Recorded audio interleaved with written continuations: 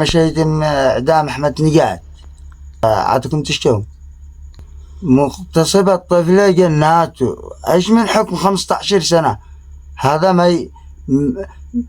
ما يجلس حتى 15 دقيقة.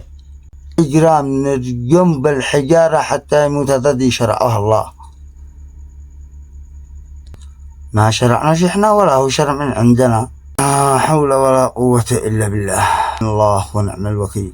هذا أتكلم وأنا مجنون فيني الغيرة. خذ لك من العقال كم من سمساخ، كم من ذاق الكلمة قالها. أين أحرار اليمن؟ أين أحرار العرب كله؟ أين هم ما يتكلمون ويقومون؟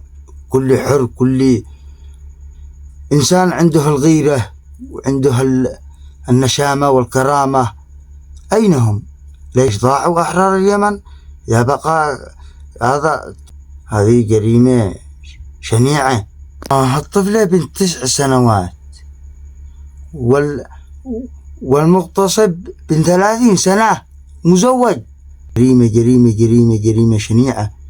ما بالله هذا يتم تطبيق ما أنزله بأسرع الأوقات يجي يبقي عبره. هذا معالش بأقصى الأوقات. ما يمتسك يعتدي بطوالي يطبق حكم الله معاي ليبقي عبره. متى التاريخ؟